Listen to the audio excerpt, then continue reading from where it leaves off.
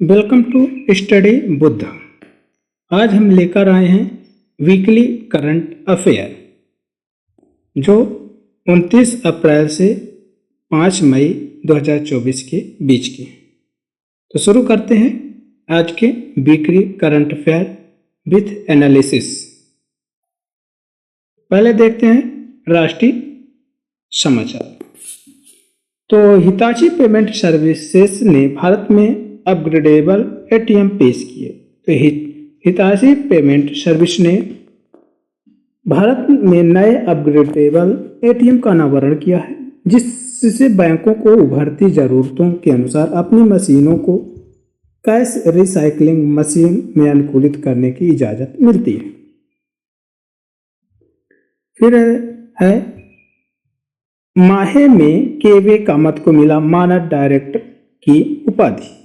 तो Manipur academy of higher education यानी MAHE national bank for financing infrastructure and development के अध्यक्ष और जियो फाइनेंशियल सर्विसेज लिमिटेड के अध्यक्ष केवी कामत को मानद डायरेक्टर से सम्मानित किया गया है। ओटीपी धोखाधड़ी से निपटने हेतु सरकार ने एसबीआई कार्ड और टेलीकॉम कंपनियों के साथ गठबंधन किया। गृह मंत्रालय ने वन टाइम पासवर्ड यानी ओटीपी धोखाधड़ी के बढ़ते मुद्दों को संबोधित करने के लिए एसबीआई कार्ड और चुनिंदा दूरसंचार ऑपरेटरों के साथ हाथ मिलाया है। बेंगलुरु में लॉन्च किया गया भारत का पहला स्वदेशी बॉम्बर यूएवी। यह है पहला बॉम्बर यूएवी, इस तरह का है।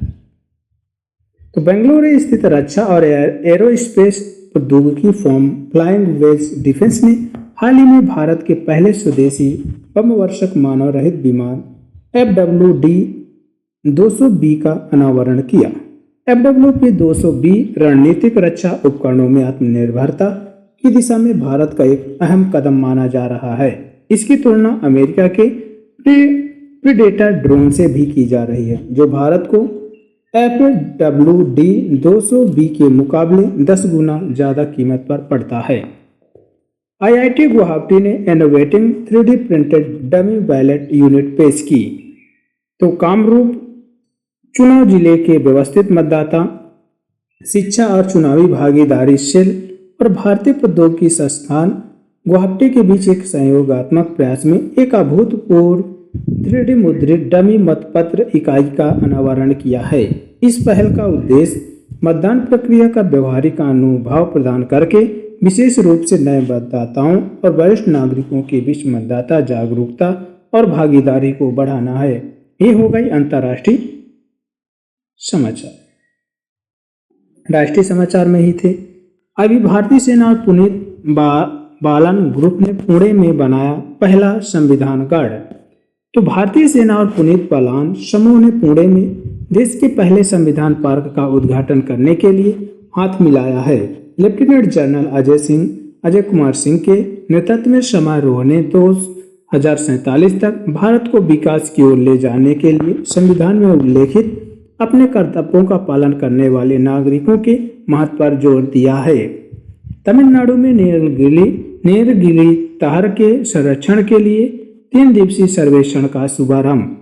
तो तमिलनाडु सरकार ने राष्ट्रीय प्रतिष्ठित जानवर नीलगिरी तार का 3 दिवसीय सर्वेक्षण शुरू किया है। इस पहल का उद्देश्य लुप्तप्राय प्रजाति को बेहतर ढंग से समझना और संरक्षित करना है, जो निवास के स्थान के नुकसान और अवैध शिकार सहित कई चुनौतियों का सामना करती हैं। भारत 46वीं अंटार्कटिका संधि सलाहकार बैठक की मेजबानी करेगा। तो भारत कोची केरल में 46वीं अंटार्कटिका संधि सलाहकार बैठक यानी ATCM 46 और पर्यावरण संरक्षण समिति CEP 26 की 26वीं बैठक की मेजबानी करेगा। भारत अगले 5 वर्षों के लिए बांग्लादेश के प्रशासनिक अधिकारियों को प्रशिक्षित करेगा। तो भारत सरकार ने 2025 से 2030 तक के लिए 1500 बांग्लादेशी अधिकारियों को प्रशिक्षित करने और उनके क्षमता निर्माण करने के समझौता ज्ञापन को नवीनीकृत करने के लिए बांग्लादेशी सरकार के साथ समझौते पर हस्ताक्षर किए हैं। अब देखते हैं कुछ अंतर्राष्ट्रीय समाचार। तो इराक ने समलैंगिक संबंधों पर बनाया कठोर कानून जिसमें होगी 15 साल की सजा।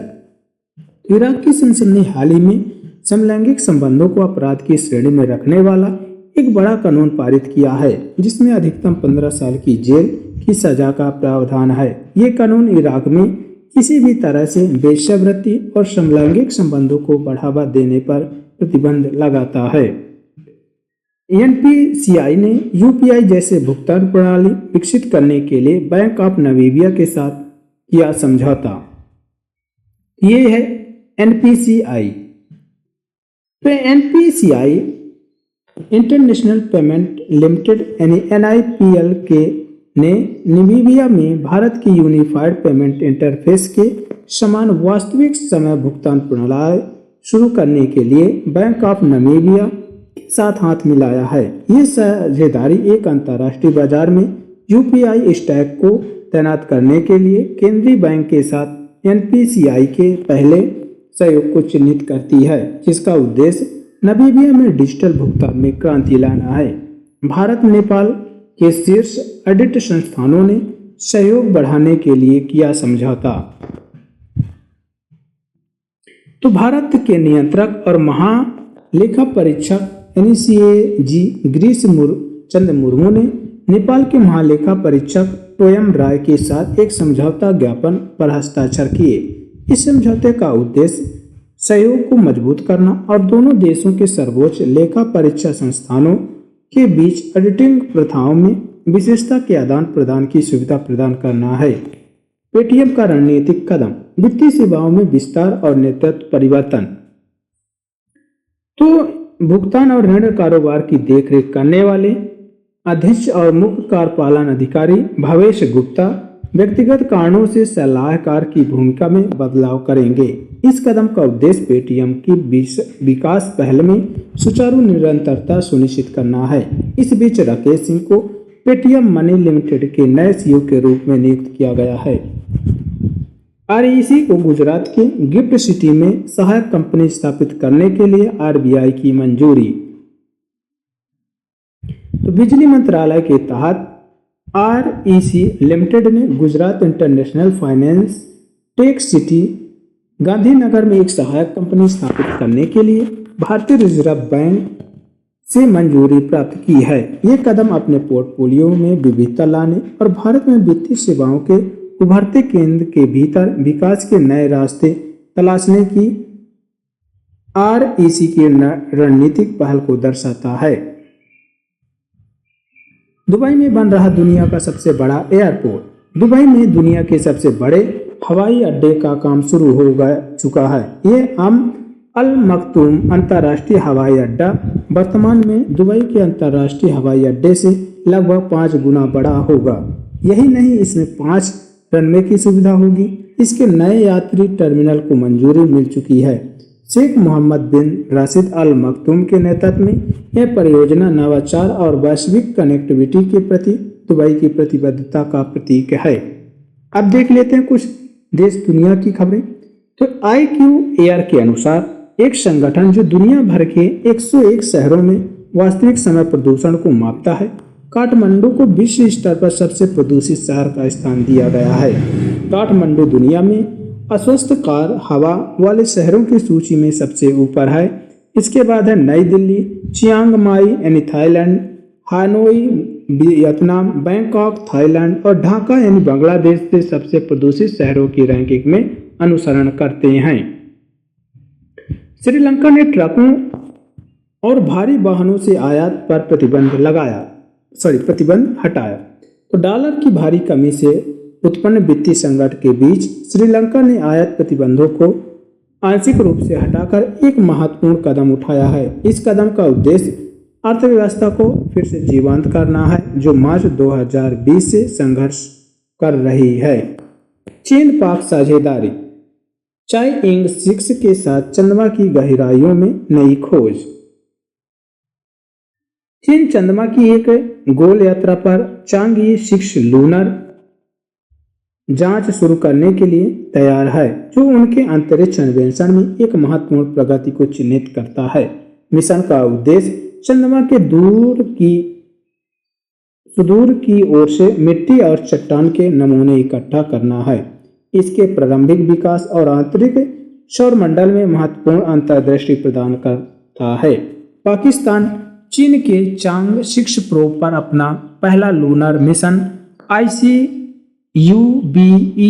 लॉन्च करने के लिए तैयार है। जिम्बाब्वे ने संदेह के बीच पेश की नई मुद्रा। जिम्बाब्वे ने देश की लंबे समय से चली आ रही मुद्रा संकट को दूर करने के प्रयास में एक नई मुद्रा लॉन्च की है, जिसका नाम GIG जिम्बाब्वे गोल्ड है। GIG जिम्बाब्वे के स्वर्ण भंडार द्वारा समर्पित को अप्रैल की शुरुआत में इलेक्ट्रॉनिक रूप से पेश किया गया था और अब इसे बैंक नोट और सिक्के के रूप में भी जारी किया गया है। भारत और यूरोप 6G सहयोग को करेंगे मजबूत। भारत 6G संगठन अमेरिका के साथ इसी तरह के समझौते के बाद यूरोप के उद्योग गठबंधन 6G के साथ एक सहयोग समझौते पर हस्ताक्षर करने के लिए तैयार है। इस साझेदारी का उद्देश्य 6G तकनीक विकसित करने में सहयोग को बढ़ावा देना है। राज्य के समाचार। उत्तर प्रदेश के अमेठी में 8 रेलवे स्टेशनों का नाम बदला गया।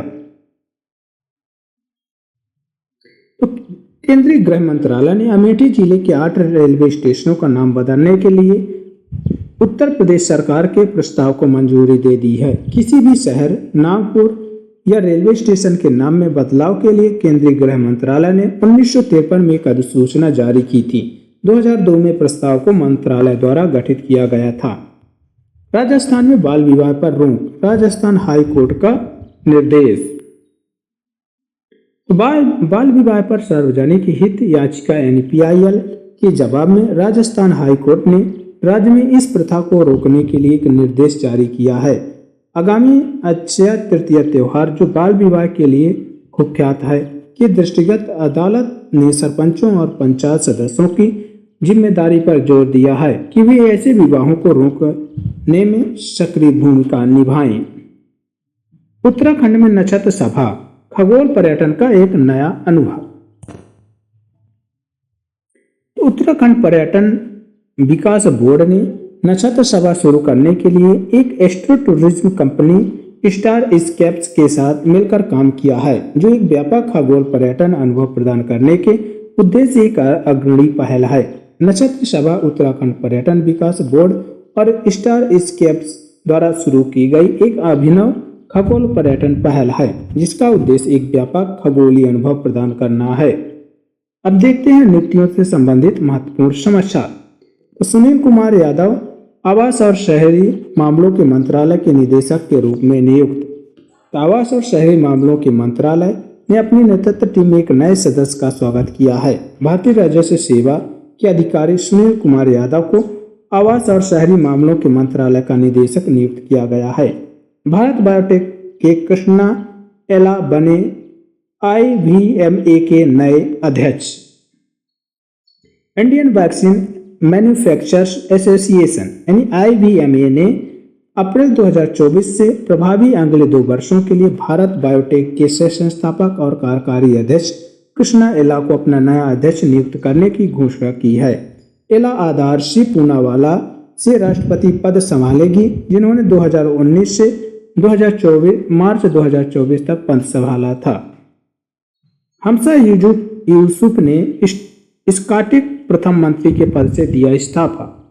स्कॉटलैंड के पहले मुस्लिम प्रथम मंत्री और स्कॉटिश नेशनल पार्टी के नेता हमजा यूसुफ ने राजनीतिक उथल पुथल के बीच अपने इस्तीफे की घोषणा की है। यह निर्णय स्कॉटिश ग्रीन्स के साथ SNP के गठबंधन के पतन के बाद लिया गया है, जिससे विपक्ष के अविश्वास प्रस्ताव शुरू हो गए हैं। यूसुफ ने फंडिंग घोटाले और पूर्व नेता निकोला स्टार्जन के प्रस्थान सहित चुनौतियों के बीच राजनीतिक सत्ता के लिए अपने मूल कर्तव्यों और सिद्धांतों से समझौता करने से इनकार करने का हवाला दिया है। सर्बानंद बर्नवाल बने भूमि संसाधन विभाग के निदेशक। भारतीय सांख्यिकी सेवक यानी ISS के 2010 बैच के अधिकारी सर्बानंद बर्नवाल को भूमि संसाधन विभाग में निदेशक नियुक्त किया गया है। नियुक्ति शुक्रवार 26 अप्रैल 2024 को कार्मिक और प्रशिक्षण विभाग द्वारा जारी आदेश के माध्यम से की गई थी। न्यायमूर्ति दिनेश कुमार ने एसएटी के पीठासीन अधिकारी के रूप में कार्यभार संभाला। तो न्यायमूर्ति सेवानिवृत्त दिनेश कुमार ने 29 अप्रैल 2024 को प्रतिभूति अपीली न्यायाधिकरण यानी सेट के पीठासीन अधिकारी के रूप में कार्यभार संभाला है। भारत सरकार ने न्यायमूर्ति दिनेश कुमार को 4 साल के कार्यकाल के लिए नियुक्त किया है। सेट के पीठासीन अधिकारी के रूप में कार्यभार संभालने से पहले न्यायमूर्ति दिनेश कुमार कर्नाटक उच्च न्यायालय के मुख्य न्यायाधीश थे। वह फरवरी 2024 में पद से सेवानिवृत्त हुए थे। हितेश सेठिया बने 3 साल के लिए जियो फाइनेंशियल सर्विसेज के एमडी और सीईओ। कारपोरेट मामलों के मंत्रालय एनईएमसीए ने हितेश कुमार सेठिया को 3 साल की अवधि के लिए जियो फाइनेंशियल सर्विसेज के एमडी और सीईओ के रूप में नियुक्त करने के लिए अपनी मंजूरी दे दी है, जो 15 नवंबर 2023 से प्रभावी है। अपने नवीनतम तिमाही परिणामों में जियो फाइनेंशियल सर्विसेज ने समेकित शुद्ध लाभ में 5.8% वर्ष वृद्धि दर्ज की, जो मार्च 2024 को समाप्त तिमाही में 311 करोड़ रुपए तक पहुंच गई, जो फाइनेंस ईयर 23 की समान तिमाही में 294 करोड़ से अधिक है। प्रतिमा सिंह को डीपीआईआईटी में निदेशक नियुक्त किया गया। कार्मिक और प्रशिक्षण विभाग ने उद्योग संवर्धन और आंतरिक व्यापार विभाग में निदेशक के रूप में भारतीय राजस्व सेवा की अधिकारी प्रतिमा सिंह की नियुक्ति की घोषणा की है। 2009 बैच की आईआरएस अधिकारी प्रतिमा सिंह को केंद्रीय स्टाफिंग योजना के तहत प्रतिष्ठित भूमिका के लिए चुना गया है। डीपीआईआईटी में निदेशक के रूप में उनकी नियुक्ति कार्यभार पद संभालना की तारीख से 5 साल की अवधि के लिए अगले आदेश तक, जो भी पहले आय के लिए है। सोलोमन आइलैंड के नए प्रधानमंत्री चुने गए, जेरेमिया मोनेला। सोलोमन आइलैंड के सांसदों ने पूर्व विदेश मंत्री जेरेमिया मोनेला को देश का नया प्रधानमंत्री चुना है। मोनेला का प्रधानमंत्री चुना जाना इस बात का संकेत है कि इस प्रशांत महासागरीय देश का पश्चिमी देशों से दूर खिसकना और चीन से करीब बढ़ाना जारी रहेगा। जेरेमिया मोनेला ने 49 संसदों से जुड़े एक गुप्त मतदान में 31 वोट हासिल किए। विपक्ष नेता मैथ्यू वाले को हराया, जिन्हें 18 वोट मिले। संजय कुमार जीएसटी अपीली न्यायाधिकरण के प्रमुख।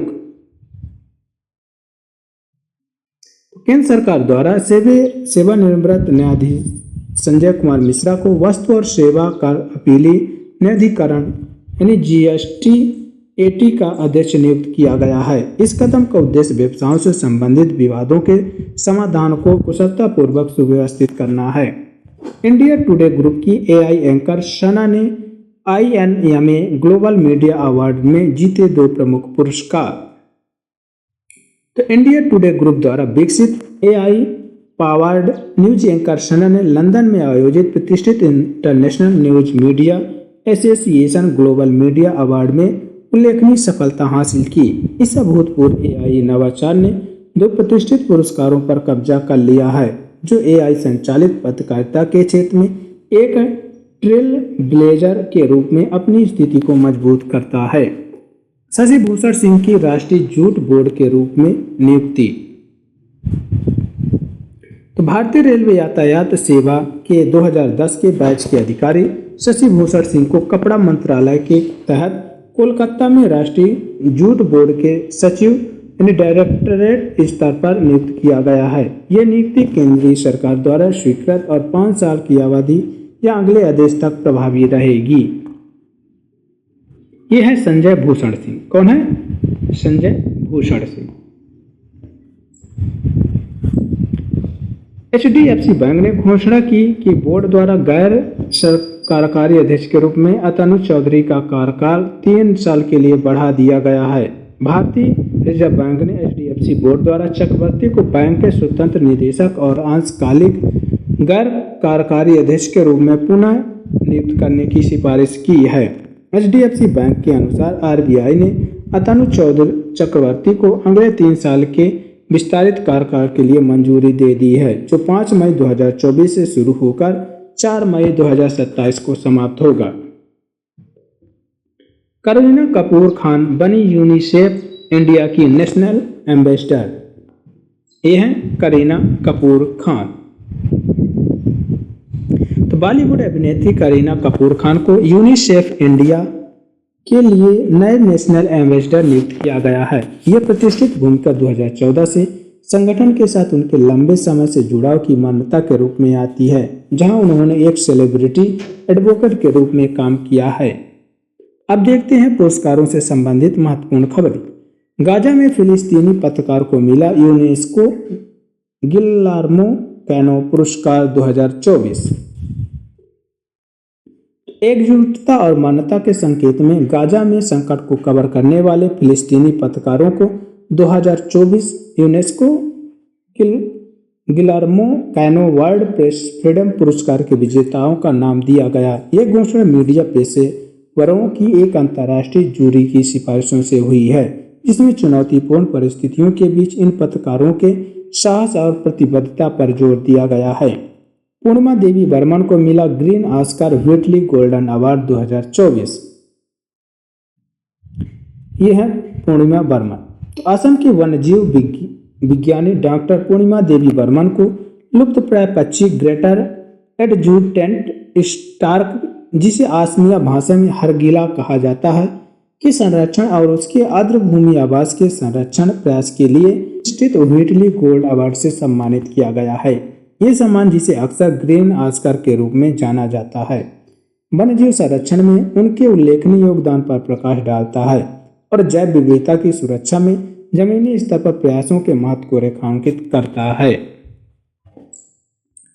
सरजाह की शिक्षिका जीना जस्टन ने जीता क्षेत्रीय कैम्ब्रिज समर्पित शिक्षक पुरस्कार।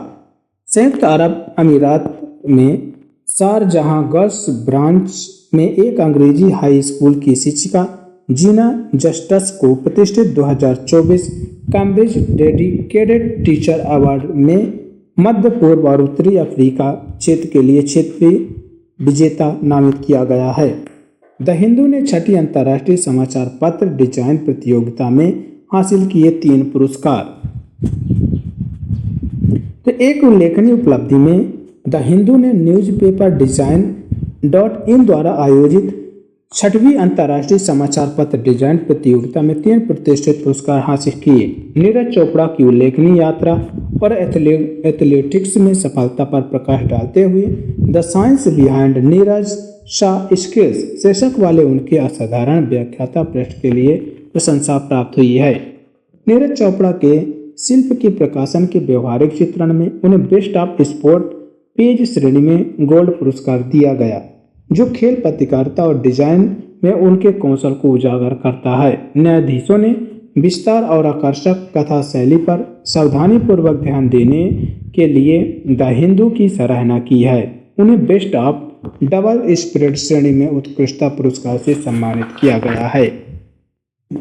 प्रतिष्ठित पंडित लच्छू महाराज पुरस्कार से सम्मानित प्रख्यात व्यक्ति हिंदी फिल्मों के सुपरस्टार हेमा मालिनी और सायरा बानो के साथ कला और संस्कृति के क्षेत्र की अन्य प्रमुख हस्तियों को प्रतिष्ठित पंडित लच्छू महाराज पुरस्कार से सम्मानित किया जाएगा। पुरस्कार समारोह 31 अगस्त 2024 को लखनऊ, उत्तर प्रदेश में होगा। अशोक शुक्ला ने जीता गोल्डमैन पर्यावरण पुरस्कार 2024। तो प्रसिद्ध पर्यावरण कार्यकर्ता और छत्तीसगढ़ बचाओ आंदोलन के संयोजक आलोक शुक्ला को प्रतिष्ठित 2024 गोल्डन पर्यावरण पुरस्कार के लिए चुना गया है। ग्रीन नोबेल पुरस्कार के रूप में भी जाना जाता है। यह वार्षिक पुरस्कार पर्यावरण संरक्षण में उनके उत्कृष्ट योगदान के लिए दुनिया भर में जमीनी स्तर के पर्यावरण चैंपियन का सम्मान करता है। कॉर्पोरेट सामाजिक उत्तरदायित्व में उत्कृष्ट योगदान के लिए डॉक्टर बीना मोदी सम्मानित। तो मोदी एंटरप्राइजेस के मोदी ग्रुप की चेयरपर्सन और प्रबंध निदेशक डॉक्टर बीना मोदी को भारत के सम्मानित उपराष्ट्रपति जगदीप धनखड़ ने कॉरपोरेट सामाजिक उत्तरदायित्व के क्षेत्र में उत्कृष्ट योगदान देने के लिए सम्मानित किया। ये सम्मान society of Indian law firms के नए भवन के उद्घाटन के दौरान हुआ, जहां उपराष्ट्रपति मुख्य अतिथि के रूप में उपस्थित थे। अब देखते हैं खेल से संबंधित कुछ समाचार। अगले साल गुवाहाटी में BWF विश्व जूनियर चैंपियनशिप की मेजबानी करेगा। अगले साल गुवाहाटी में राष्ट्रीय उत्कृष्टता केंद्र में जूनियर बैडमिंटन चैंपियनशिप की मेजबानी करेगा। खेल की वैश्विक संचालन संस्था BWF ने यह जानकारी दी। वर्ष 2008 के बाद यह पहली बार होगा जब विश्व बैडमिंटन महासंघ की इस प्रतिष्ठित प्रतियोगिता का आयोजन भारत में होगा। महेंद्र सिंह धोनी का बड़ा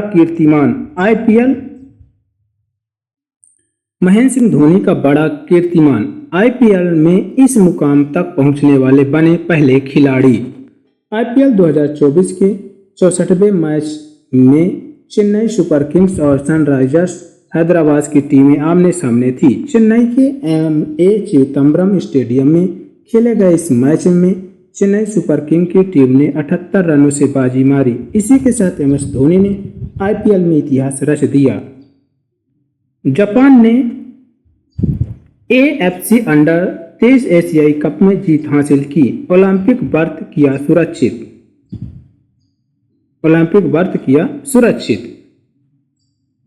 जापानी पुरुषों के अंडर 23 फुटबॉल टीम ने दूसरी बार AFC अंडर 23 एशियाई कप जीत का इतिहास में अपना नाम रिकॉर्ड किया, जिसने दोहा के जासिम बिन हमद स्टेडियम में एक नेल बाइडिंग फाइनल में उज्बेकिस्तान को हराया।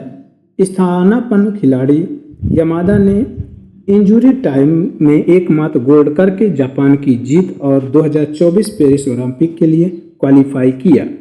मियामी ग्रैंड प्रिक्स में लैंडो नॉरिस की हुई ऐतिहासिक जीत। मैकलॉरेन के लैंडो नॉरिस ने मियामी ग्रैंड प्रिक्स में एक रोमांचक मुकाबले में अपनी पहली ग्रैंड प्रिक्स जीत हासिल की। युवा ब्रिटिश ड्राइवर की इस जीत ने मोटर स्पोर्ट की दुनिया में हलचल मचा दी है, जिससे जश्न का माहौल बन गया और सोशल मीडिया प्लेटफॉर्मों पर प्रशंसा की बाढ़ आ गई। थॉमस और उबेर कप 2024 चीन ने पुरुष और महिला दोनों वर्ग के लिए खिताब सुरक्षित किए। तो पीपल्स रिपब्लिक ऑफ चाइना ने चेगेदू में प्रतिष्ठित 2024 BWF थॉमस और उबेर कप फाइनल में पुरुष और महिला दोनों खिताब जीतकर शीर्ष बैडमिंटन राष्ट्र के रूप में अपना सिंहासन फिर से हासिल कर लिया है। यह उल्लेखनीय उपलब्धि 2012 के बाद पहली बार है जब चीन ने पुरुष और महिला दोनों विश्व टीम चैंपियनशिप जीती है। वेस्ट इंडीज क्रिकेटर पर मैच फिक्सिंग के चलते लगा 5 साल का बैन। वेस्ट इंडीज के बल्लेबाज डेवोन थॉमस और पर ICC ने मैच फिक्सिंग के लिए 5 साल का प्रतिबंध लगा दिया है। दुबई स्थित ICC ने कहा कि थॉमस ने श्रीलंका क्रिकेट अमीरात क्रिकेट बोर्ड और कैरेबियाई प्रीमियर लीग की भ्रष्टाचारी विरोधी संहिता के 7 मामलों का उल्लंघन करने की बात स्वीकार की है। ये उल्लंघन खेलों के परिणामों को फिक्स करने और सबूतों को छिपाने, छेड़छाड़ करने या नष्ट करने के माध्यम से जांच में बाधा डालने के प्रयास से संबंधित है। T20 विश्व कप में अमेरिका और दक्षिण अफ्रीका का प्रायोजक होगा अमूल। तो भारतीय दुग्ध उत्पाद निर्माता अमूल जून में T20 विश्व कप के दौरान अमेरिका और दक्षिण अफ्रीका टीम का प्रायोजक होगा। दोनों टीमों के क्रिकेट बोर्ड ने यह ऐलान किया। अमेरिका 1 जून से हो रहे टूर्नामेंट में सह मेजबान के तौर पर पदार्पण करेगा। टूर्नामेंट में सेमीफाइनल और फाइनल समेत कई मुकाबले वेस्ट इंडीज में होंगे। पुस्तक शेन वाटसन द्वारा लिखित द विनर्स माइंडसेट नामक पुस्तक का विमोचन। अपनी द विनर्स माइंडसेट में वाटसन ने अंतर्दृष्टि और रणनीतियों को साझा किया, जिसने उन्हें अपने डर पर विजय प्राप्त करने और अपने क्रिकेट करियर में नई ऊंचाइयों तक पहुंचने में सक्षम बनाया है। अब देख लेते हैं साइंस से संबंधित कुछ समाचार। तो भारत में तेजी से बढ़ रहे कंठमाला के मामले जाने क्या है लक्षण, कारण और बचाव के तरीके।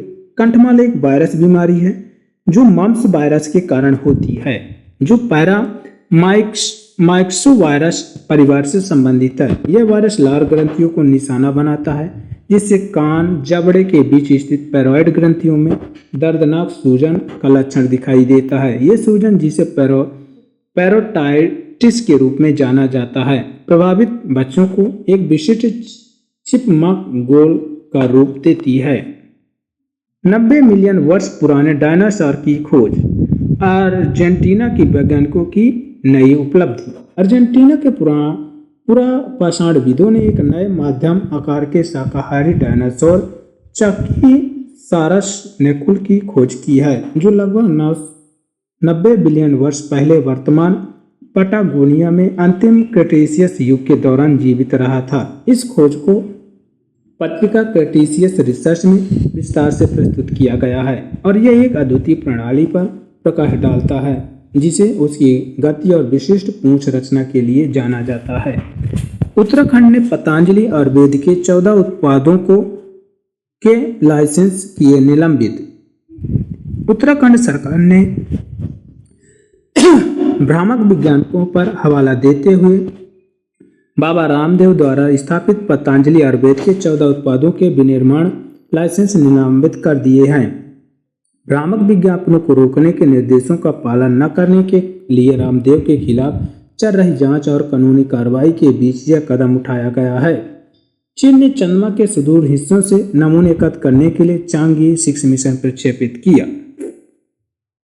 तो चीन ने चंद्रमा के सुदूर हिस्से से नमूने एकत्र करने के लिए चांगई 6 मिशन प्रक्षेपित किया है। अगर यह मिशन सफल हो गया तो चीन चंद्रमा के सुदूर हिस्से से नमूने एकत्र का वापस पृथ्वी पर लाने वाला दुनिया का पहला देश होगा। संयुक्त राज्य अमेरिका और सोवियत संघ की ऐसे 2 देश हैं जो चंद्रमा से पृथ्वी पर नमूने लाने में सफल हुए हैं, लेकिन इन देशों ने चंद्रमा के नमूने चंद्रमा के निकट हिस्से से लेकर आए थे।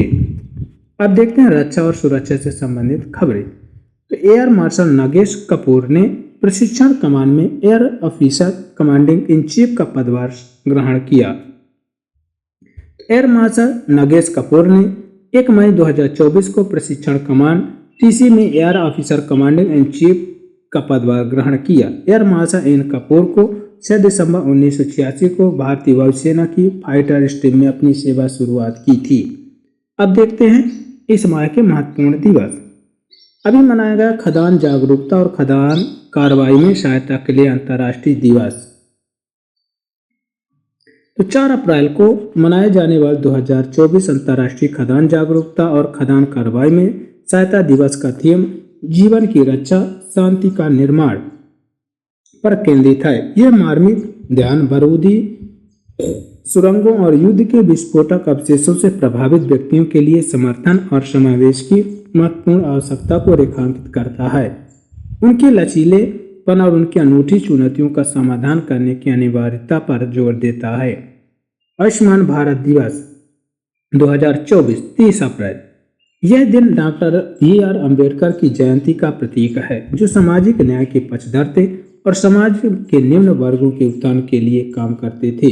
यह योजना सरकारी और चुने हुए निजी अस्पतालों में माध्यमिक और तृतीय देखभाल के लिए इन परिवारों को 5 लाख रुपए तक का मुफ्त वार्षिक उपचार कवर प्रदान करती है।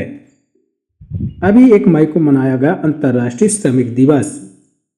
तो अंतर्राष्ट्रीय श्रमिक दिवस, जिसे मई दिवस या श्रमिक दिवस के रूप में भी जाना जाता है, बुधवार 1 मई 2024 को मनाया जाता है।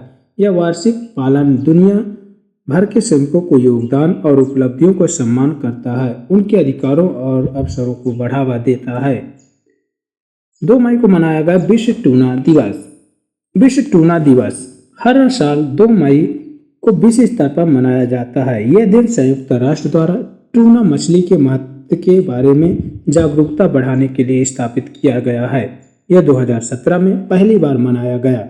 संयुक्त राष्ट्र के अनुसार विश्व में कई देश खाद्य सुरक्षा और पोषण दोनों के लिए ट्यूना मछली पर निर्भर हैं। वर्तमान में 96 से अधिक देशों में ट्यूना मछली पालन किया जाता है और इसकी क्षमता लगातार बढ़ रही है। 3 मई को मनाया गया विश्व प्रेस स्वतंत्रता दिवस। इस वर्ष विश्व प्रेस स्वतंत्रता दिवस शुक्रवार को है और वर्ष और 2024 का विषय था a press for the planet journalism in the face of the environmental crisis. विषय वैश्विक पर्यावरण संकट को संबोधित करने और पर्यावरणीय मुद्दों पर सहायता कार्रवाई करने में पत्रकारिता और अभिव्यक्ति की स्वतंत्रता की महत्वपूर्ण भूमिका पर प्रकाश डालता है। विश्व पुर्तगाली भाषा दिवस मनाया गया 5 मई को। तो 5 मई को विश्व पुर्तगाली भाषा दिवस का उत्सव मनाती है जो महाद्वीपों में फैली हुई है और विभिन्न संस्कृतियों को जोड़ती है। पुर्तगाली भाषी देशों के समुदाय द्वारा स्थापित और आधिकारिक रूप से यूनेस्को द्वारा घोषित विश्व पुर्तगाली भाषा दिवस दक्षिण गोलार्ध में सबसे अधिक बोली जाने वाली भाषा है। अब देखते हैं अर्थव्यवस्था से संबंधित कुछ महत्वपूर्ण खबरें। आरबीआई ने फ्लोटिंग रेट बॉन्ड 2034 पर 8% ब्याज की घोषणा की। तो भारत सरकार ने 2034 में परिपक्व होने वाले एक फ्लोटिंग रेट बॉन्ड पेश किया। भारतीय रिजर्व बैंक ने फ्लोटिंग रेट सेविंग बॉन्ड 2034 के लिए 8% ब्याज दर की घोषणा की है। यह बॉन्ड एक परिवर्तनीय ब्याज दर प्रदान करता है जो बाजार की स्थितियों को दर्शाते हुए रीसेट हो जाता है।